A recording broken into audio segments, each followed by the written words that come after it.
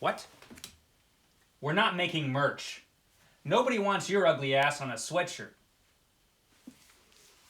Hello, my friends, hello, and welcome once again to stately Vaughan Manor, where we're going to be talking about my 500 book challenge once again, the challenge you're probably sick of me talking about, the challenge where I'm reading 500 books before I buy any new ones. This is kind of a sequel to the video I made the other day, my 500 book TBR, the horror.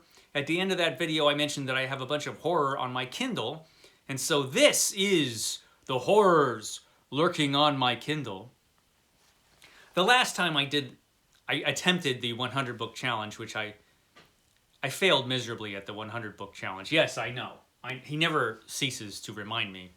He's always reminding me about my abysmal failure in the 100 book challenge, but when I did that, I did a video, things that are lurking on my Kindle.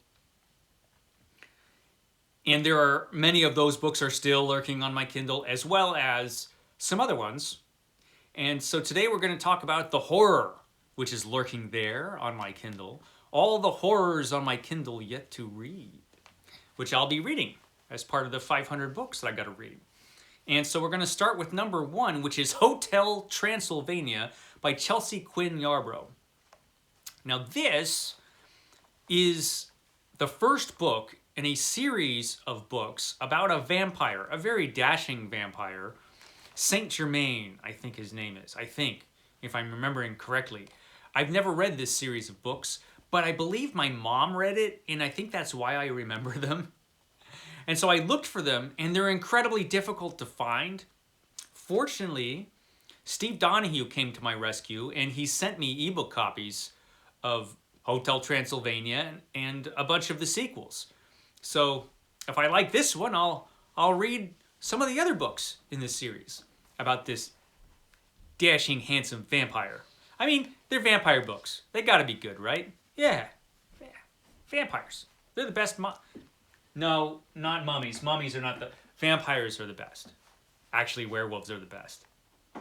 Vampires come close, though. Mummies, way down the list. What? So insulting. Anyway, that's number 1. Number 2, The Pack. The Pack by David Fincher. This is an animal attacks book about a bunch of killer dogs.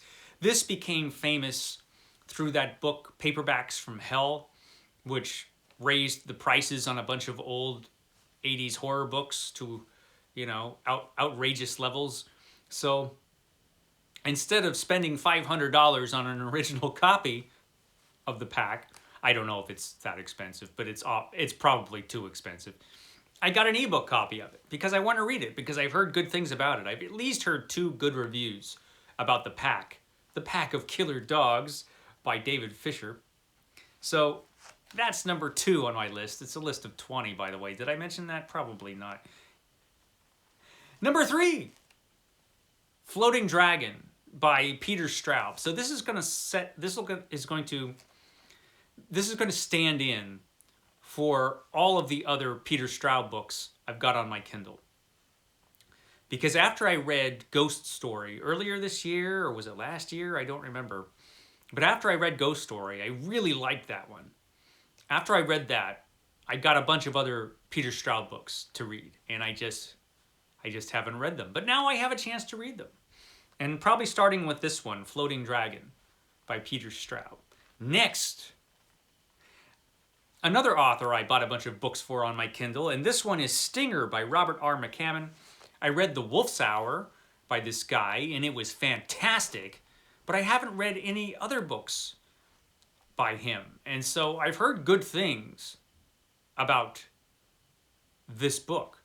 So I think I'm going to start with this one. I bought a few books from this guy, and this one's probably the one I'm going to read next. It sounds actually, from what I know about it, it sounds more like a kind of a science fiction thriller horror kind of thing. I think there's some sort of bounty hunter from space or something.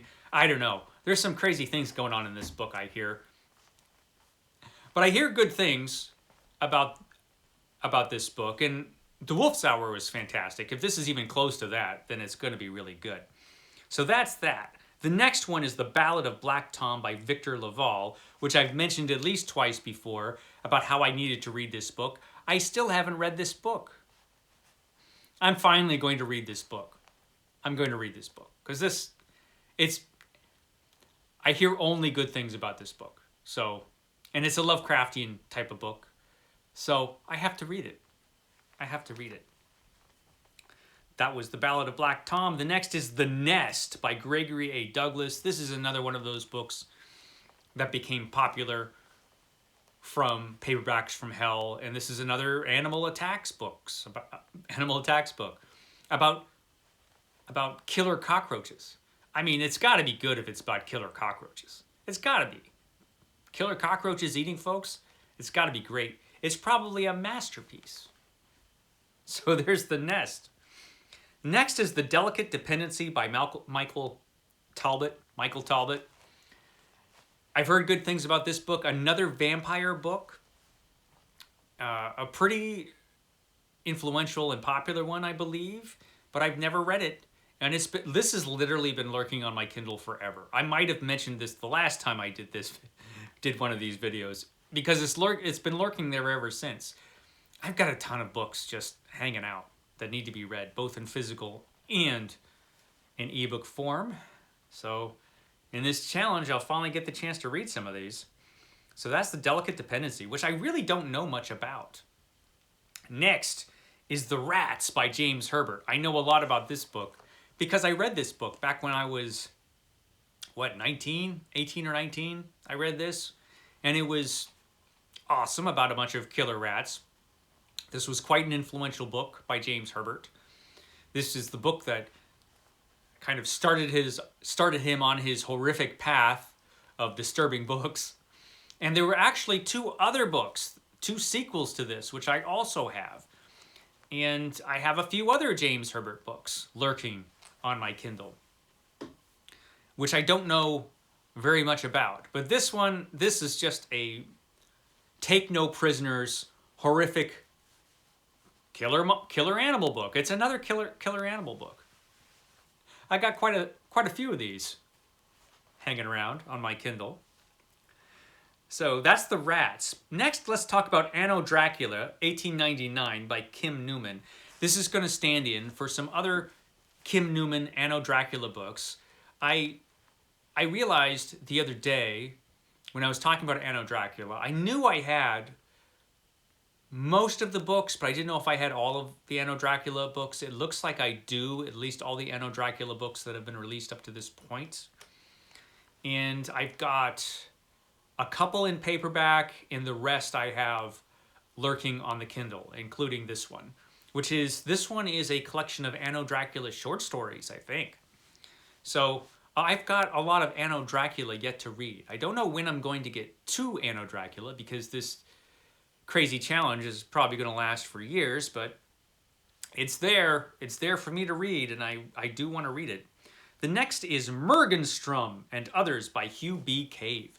Hugh B. Cave was an old-timey pulp writer who used to write a lot of horror stories for the Shudder pulps. I think that's what they were called. And he wrote a lot of old pulp stories, a lot of horror stuff. He wrote a bunch of mystery fiction, detective fiction too. He wrote a lot of pulps. And he kept writing all his life. And he was writing right up until the end of his life. I don't remember when he passed away, but I know he was still publishing books right up until nearly the end. So a whole lifetime of writing books. And this, I believe, is a collection of his old pulp horror stories, which I've read another collection of his old pulp horror stories. So this one I have not read. So this one I'm really looking forward to. He's pretty good, Hugh B. Cave. He's a good pulp writer. So that's that. Where are we? We are at The Hellbound Heart by Clive Barker. The Hellbound Heart. I've only got a couple Clive Barker books on Kindle. I realized that not all of Clive Barker's books are available on Kindle. I don't think. I remember looking for, what was it? Was it the Books of Blood? And there was a Books of Blood collection that is not available, at least in that form on the Kindle, the last time I looked. I think you might be able to get all the books individually. But Clive Barker is an author I want to read more of, and I don't think I've read The Hellbound Heart. I've read a bunch of his other stuff. But this book, shockingly, I don't think I've read. What can I tell you? I got to read this book. So yeah, Clive Barker, The Hellbound Heart. Now let's talk about Midnight Sun by Ramsey Campbell, another book that's going to stand in for a bunch of other books. Because Ramsey Campbell is an author that I've become very interested in reading. So I've been picking up his books, and I picked up some physical copies of his books, but I've picked up more of his books as ebooks.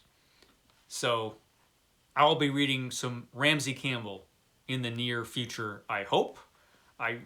I really like this guy. I really like Ramsey Campbell, and he's got a great reputation as a horror writer. He's an influential and important horror writer. So I want to read more of his stuff, including this one, Midnight Sun. And then let's talk about another cheesy pulp writer, Frank Belknap Long. I've got a couple mega packs. The mega packs series from Wildside Press are really, really cheap ebooks that usually have a ton of public domain pulpy stuff included on them. And they're, like I said, they're really cheap. And Frank Belknap Long has 2 mega packs full of his stories. He was a contemporary and friend of H.P. Lovecraft. His stories are not as good as H.P. Lovecraft's. His tend to be a lot more pulpy and occasionally ridiculous, but once in a while, very effective. Kind of hit and miss, this guy. But I definitely want to read more of his stuff. Most of his stuff I've read has been anthologized in other volumes. So yeah, I got a couple mega packs to go from Frank Belknap Long. Now let's talk about The Hour of the Oxrun Dead by Charles L. Grant. Charles L. Grant, who has sort of disappeared. At one time, he was much better known. I don't know that he was ever a super well-known or famous horror writer, but he certainly was respected. But I haven't heard much about this writer for a long time. And The Hour of the Oxrun Dead was one of his more famous books, one of his more popular books. I've never read it. I have read some of his other books. And he's talented. But like I said, I never hear about him anymore. So yeah, I'll read this book. I've been meaning to read it forever. I literally had this on my Kindle for years, and I haven't read it. Because somebody's always buying more books, distracting me with shiny new books. It's not my fault. Next, The Terror by Dan Simmons. I think Criminale just did a review of this, a good review, and I only hear good reviews about this book. The Terror is supposed to be fantastic by Dan Simmons. I have it there on my Kindle. I have a couple books by Dan Simmons on my Kindle. A few. Not everything that he wrote, for sure, but this one I definitely want to read. I hear a lot of good things about this book. So The Terror. Next, Vampire Chronicles by Anne Rice. I've been intending to reread the Vampire Chronicles. And shortly after Anne Rice passed away, I picked up a bunch on the Kindle and have not read them. But I don't have all of the Vampire Chronicles, but I definitely have at least half of it, I think. I'll have to check. Definitely a few of them. So I want to start reading these again and reacquainting myself with the Vampire Chronicles, especially now that there's that fancy new television show that just came out that I haven't seen but is supposed to be good. Next, Unutterable Horror, The History of Supernatural Fiction by S.T. Joshi. This is a nonfiction book about horror. And who could write a history of horror fiction better than S.T. Joshi? S.T. Joshi The very opinionated S.T. Joshi wrote this very large history of supernatural fiction. He knows an awful lot about it. He's not a big fan of Stephen King or some other writers that I actually like. He's an opinionated guy, S.T. Joshi. He's always entertaining as a writer and a critic, even when I don't agree with him, which is fairly often, actually. I'm always entertained by him, and his books are always worth reading, and they're always informative, even if I don't agree with everything he says. So, Unutterable Horror. Next, more pulpy goodness, The Devil's Crypt and Other Weird Fiction by E. Hoffman Price, another friend and contemporary of H.P. Lovecraft that I haven't read much from, but he wrote a lot of pulp. Much of it vanished over the years, but this is a collection of his pulp fiction, so I need to read more of it. Again, this is an author that I've read mostly in anthologies, so a limited number of his stories I've read. So this is a chance to read a lot more of his stuff. Next, Clark Ashton Smith. Every goddamn thing. That's right. Every goddamn thing from Clark Ashton Smith. That's not actually the title. There isn't an ebook called Clark Ashton Smith, Every Goddamn Thing, but there should be, and I have Every Goddamn Thing by Clark Ashton Smith, and I want to read it all. It's all lurking on my Kindle. Unfortunately, I don't have physical copies of Every Goddamn Thing that Clark Ashton Smith wrote, but it's all on the Kindle, all of it. Next, and last, Stephen King. Got to talk about Stephen King because I'm doing my Read Every Book by Stephen King project. Yes, it is on hiatus while I finish up my Edgar Rice Burroughs. Well, I barely started my Edgar Rice Burroughs deep dive. And while I'm doing that, I'm pretty much only reading Edgar Rice Burroughs and an occasional issue of Astounding Science Fiction starting next year. But after I'm done with that, I'm definitely going to get back to Stephen King. I checked after I did my last video to see how much Stephen King I have. I definitely have everything from the 80s and 90s. And then after that, kind of hit and miss. I do not have everything after the 1990s.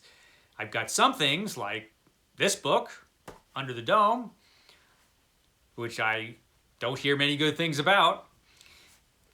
But I do have several books actually, but I don't have everything. So after the 90s, if I'm still doing this, if I'm still doing the 500 book challenge, which I probably will be, I'm probably going to have to skip around a bit instead of just reading in publication order. But I do have a pretty good amount of Stephen King to read. So there's that. And that's all I'm going to talk about today. Roger and I thank you for stopping by once again to Stately Vaughan Manor and listening to me talk about ebooks instead of actual books. But I read a lot of ebooks. I do. I read a lot of them. It's just such a convenient way to read. I know it's heresy. It's heresy for many people on the BookTube. Oh well, I'm a weirdo. I will catch you next time.